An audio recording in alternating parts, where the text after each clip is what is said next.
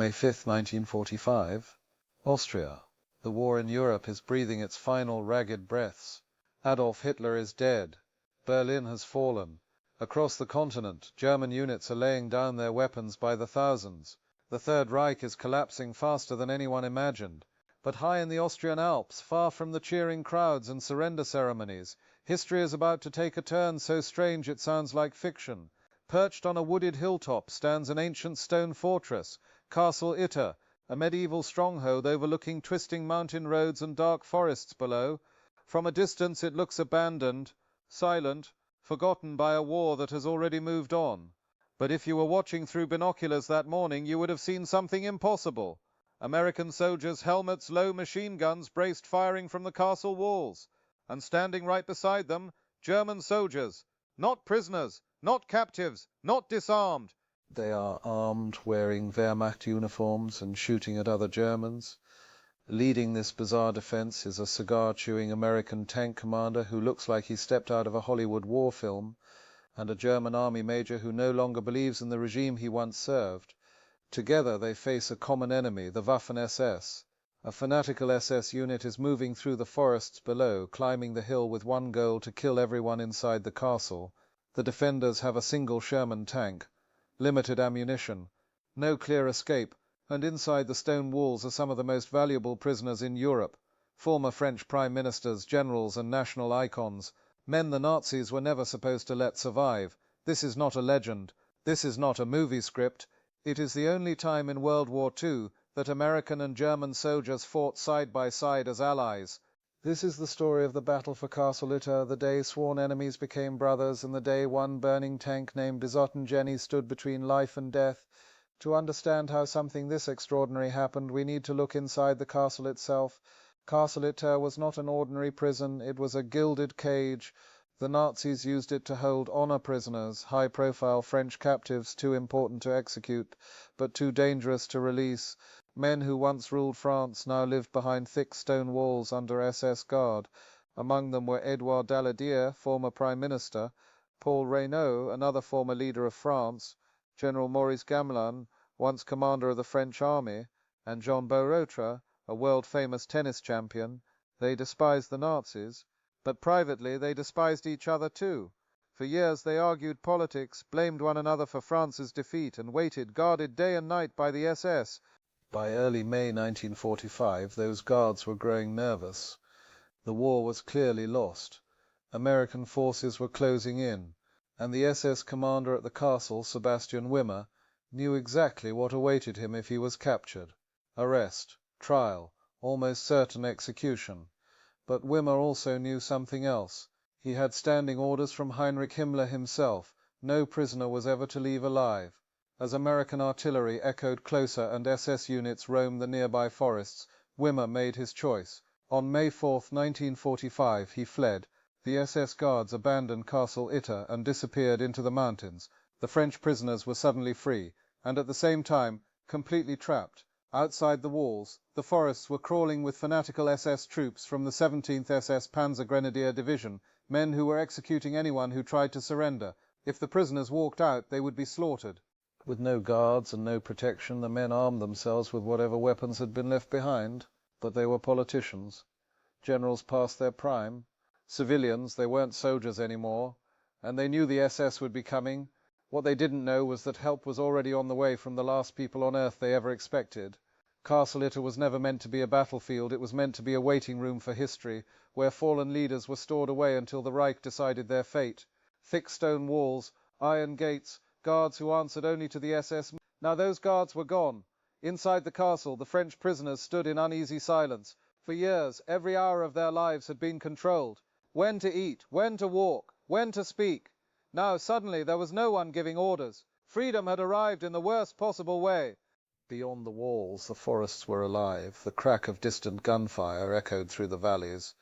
Columns of smoke rose between the trees. The men inside knew exactly what that meant. The Waffen-SS. These were not regular German soldiers. They were ideological warriors, men who believed surrender was betrayal and mercy was weakness. As Germany collapsed, the SS grew more dangerous, not less. They were executing deserters, civilians, even fellow Germans who tried to lay down their arms, and Castle Litter sat directly in their path. The French prisoners understood the truth immediately. If the SS reached the castle, no one inside would survive. They searched the abandoned guard rooms and armories. Rifles, pistols, a few crates of ammunition. Enough to fight, but not enough to win. Edouard Daladier, once the leader of France, now held a rifle with shaking hands. Paul Reynaud, his long-time political rival, stood beside him, grim-faced. Years of bitter arguments were forgotten. Politics no longer mattered. Only survival did. General Maurice Gamelin, once responsible for the defence of France itself, studied the castle walls like a chessboard. He knew fortifications, but he also knew numbers. They were hopelessly outmatched. The men were aging, exhausted, and surrounded. The SS had mortars, machine guns, and anti-tank weapons. If they attacked, the castle would become a killing ground. Yet walking away was not an option. So the prisoners waited. Every sound from the forest made them flinch. Every passing hour felt heavier than the last. They knew the SS would not ignore the castle forever. Somewhere out there, orders still mattered, and those orders were clear. No one leaves alive. Then, against all expectations, a knock echoed through the castle gates. Not gunfire, not shouting. A knock. Standing outside was a man no one expected to see.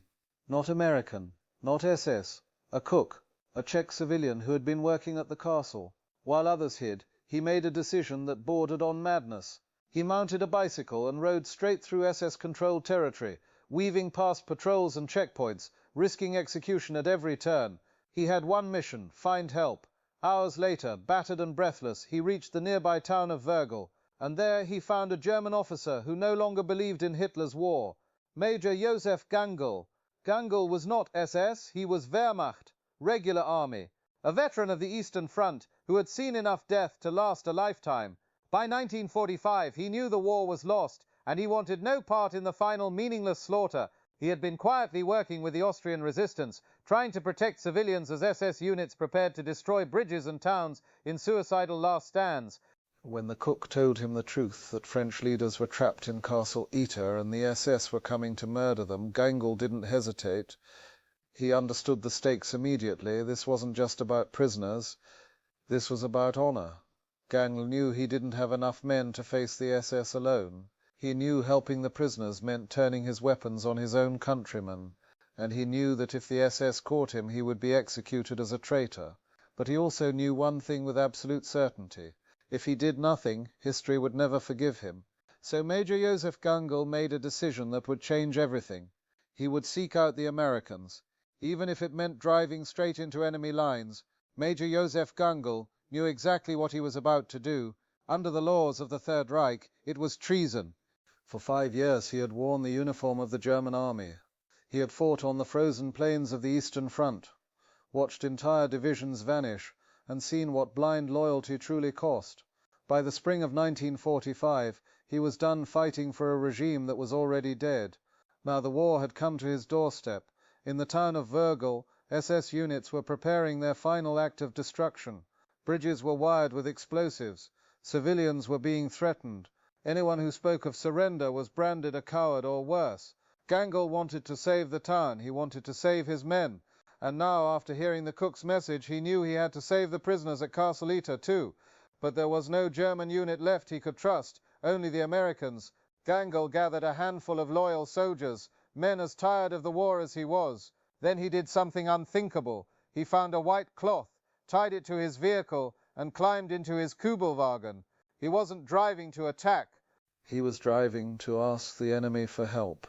8 miles away, near the town of Kufstein, advance elements of the US 12th Armored Division had just arrived.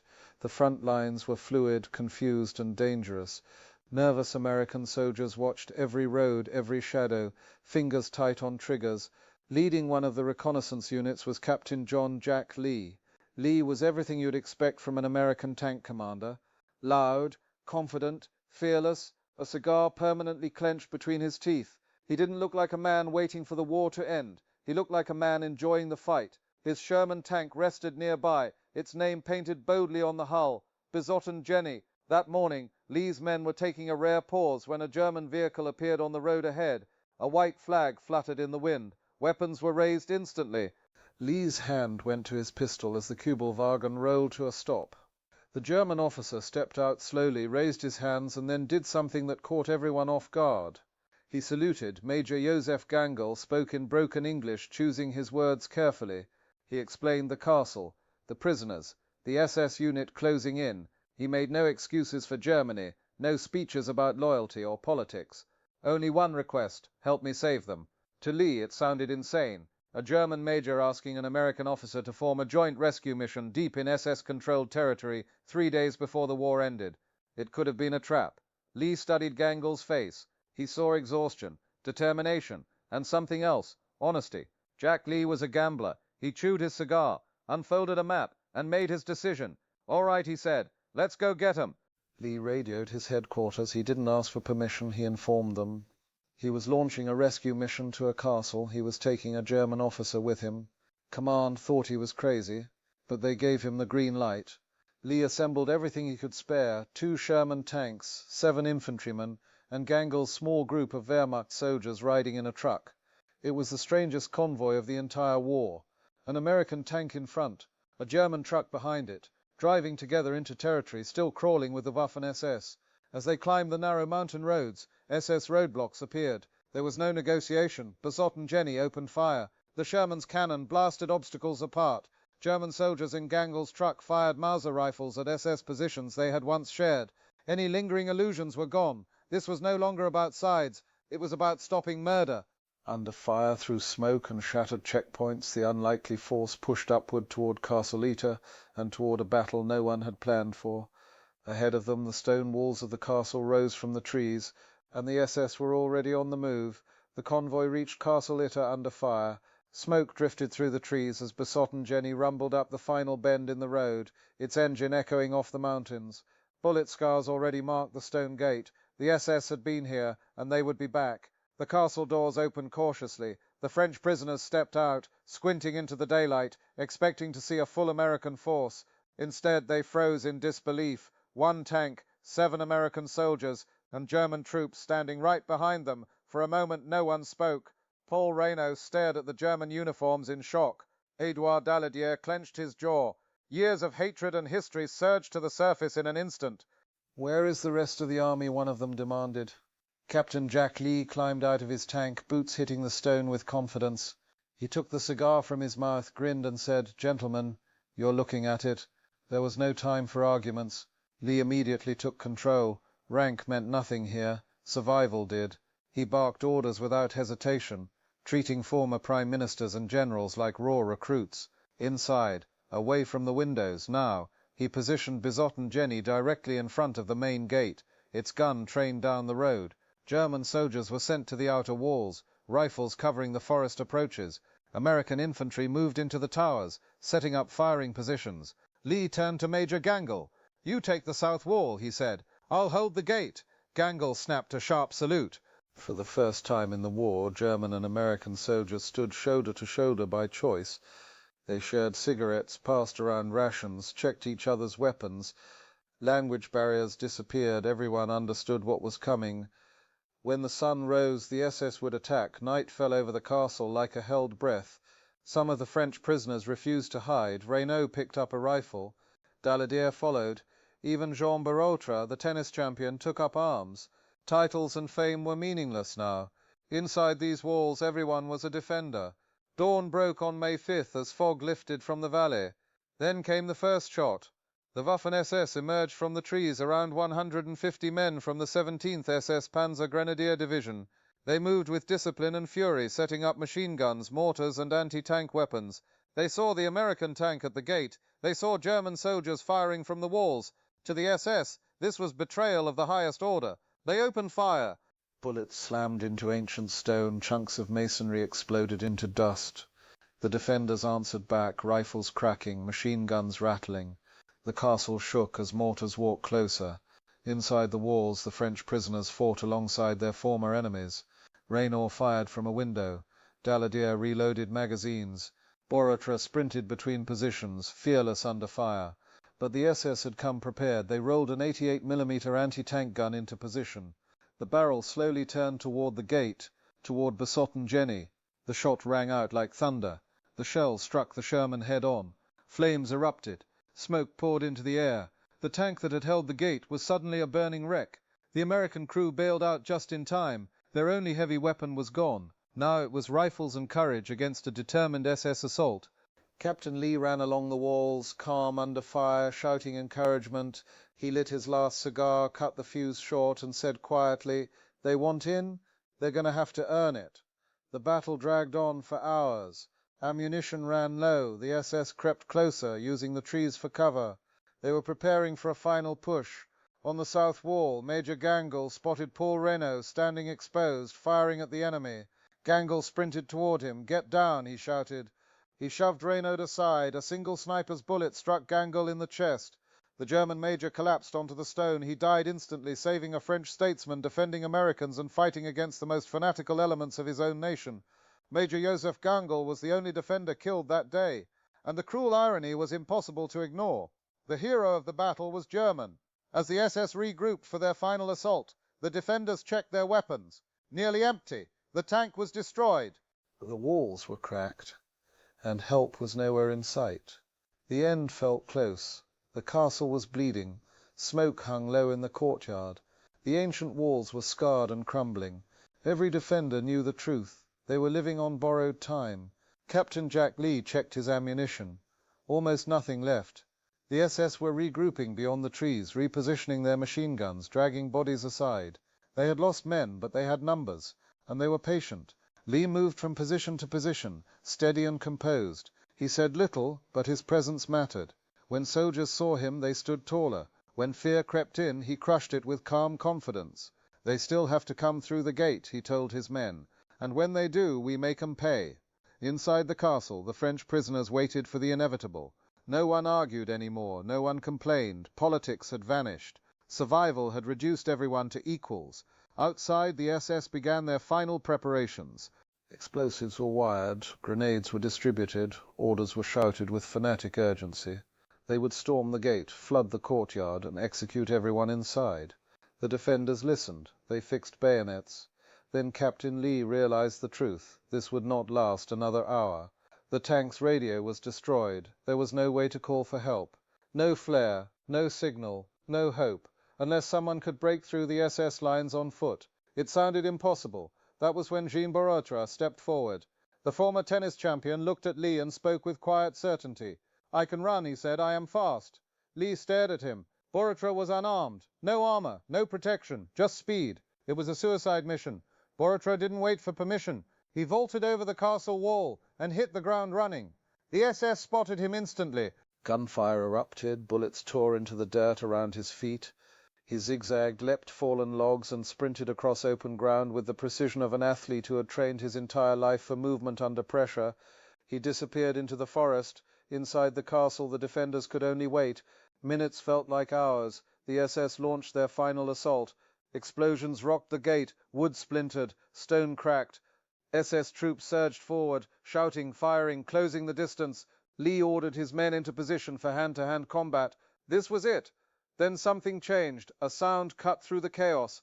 Not gunfire, engines. From the winding mountain road came the unmistakable rumble of armored vehicles. Moments later, American Sherman tanks burst into view, followed by hundreds of infantry from the 142nd Infantry Regiment. Machine guns opened up immediately, ripping into SS positions. The SS froze. Then they broke. Some fled into the woods. Others dropped their weapons. The siege collapsed in seconds. The battle was over. American soldiers poured into the castle courtyard. They found Captain Jack Lee standing amid smoke and rubble, face blackened, uniform torn, cigar still clenched in his teeth. The relief commander stared in disbelief. Lee took the cigar from his mouth and said, "What took you so long? The prisoners were safe. The SS were gone, and a battle no one was ever meant to fight had been won." The silence after the gunfire felt unreal. Smoke drifted slowly out of Carcelita as American soldiers secured the area. The French prisoners were escorted down the hill, shaken but alive. For men who had spent years waiting for death behind stone walls, freedom felt almost unfamiliar. Within days, the war in Europe was officially over. Germany surrendered. The Third Reich collapsed. The nightmare that had consumed a continent finally ended. But the battle for Carceleta did not fade with the gun smoke. Captain John Jack Lee was awarded the Distinguished Service Cross for his leadership under fire. After the war, he returned home to New York. He opened a hotel, lived a quiet life, and rarely spoke about what happened in Austria. When asked, he would just smile and shrug as if the strangest battle of World War II had been no more than a footnote.